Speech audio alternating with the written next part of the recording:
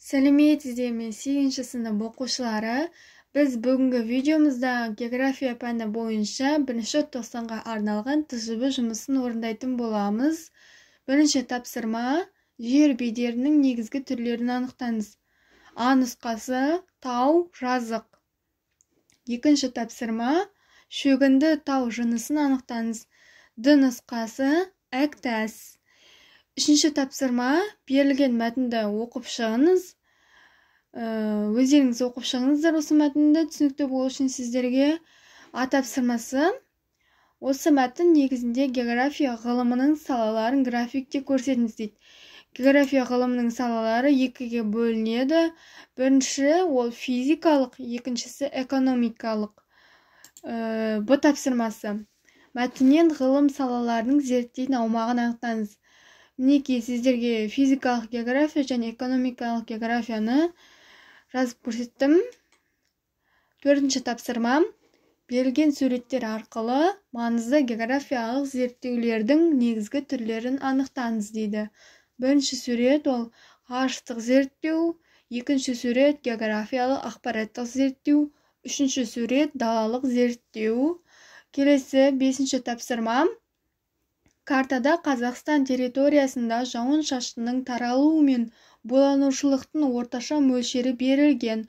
Осы тақырыптық картаны толықтыру үшін екі қосымша элемент қосып, себебін жазыңыз дейді.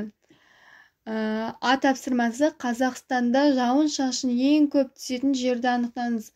Алтай ол. Б тапсырмасы: Қазақстанда жауын-шашын ең аз түсетін жерді анықтаңыз. Ол Арал маңы шөлдері немесе үлкен бұршақ құмы деулеріңізге де болады. С тапсырмасы: картада берілген ауа райы элементі мен құбылысын оқудың маңыздылығын түсіндіріңіз дейді. Әр аймақтың өзіндік ерекшеліктерін анықтау. 6-ші тапсырма: Қазақстанның тектоникалық және сейсмикалық карталарын қолдана отырып, Шығыс Еуропа платформасының еліміздің қай бөлігінде орналасқанын анықтаңыз. Шығыс Еуропа платформасы еліміздің батысында орналасқан. Б тапсырмасы: Батыс Сібір плитасының еліміздің қай бөлігінде орналасқанын анықтаңыз дейді. Ол еліміздің солтүстігінде орналасқан. С тапсырмасы: еліміздің қай бөлігінде жер сілкінісі 9 балдық күшпен болатын анықтаңыз. Жер сілкінісі еліміздің солтүстігінде 9 балдық күшпен болады. Кескін картада көрсетіңіз дейді. А тапсырмасы: дүние жүзінің ең биік таушыны ол Джомолунгма. Міне сіздерге картада көрсетіп қойдым оны.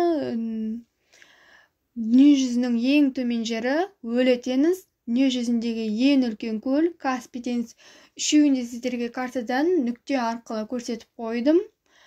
Келесі 8-ші тапсырма: Колумбтың саяхаты бойынша берілген карта схемаға талдау жасаңыз дейді. А тапсырмасы: Христофор Колумб саяхатының негізгі мақсатын жазыңыз. Ол батыс жолмен Үндістанға жол ашу.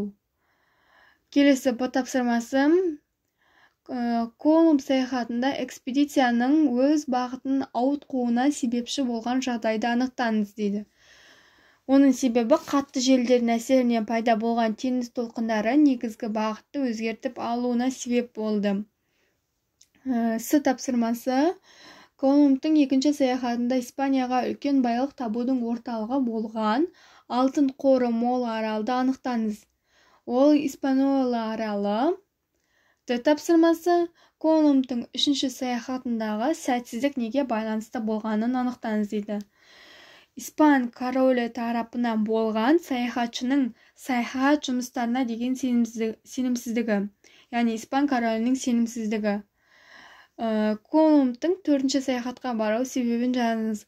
Үндістанды, Шығыс Азияны ашу. Қателіктеріне қарамастан Колумб саяхатының маңызын жазыңыз дейді. Адамзатқа жаңа жерлерді ашып беруі.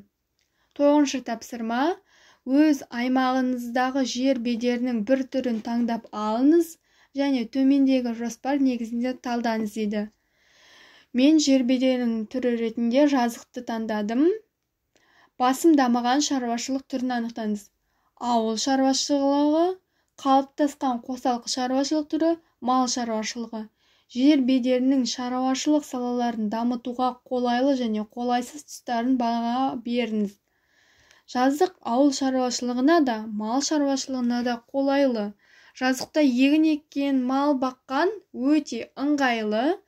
Қолайсыз тұстары ол топырақ құнарлы болмауы мүмкін және малға қажетті азық болмай қалуы мүмкін. Қорытынды: жазық шаруашылықтың қай саласында болмасын өте маңызы зор. Осымен біздің жұмысымыз аяқталды. Видеоға лайк басып, каналға тіркеліп кетіңіздер.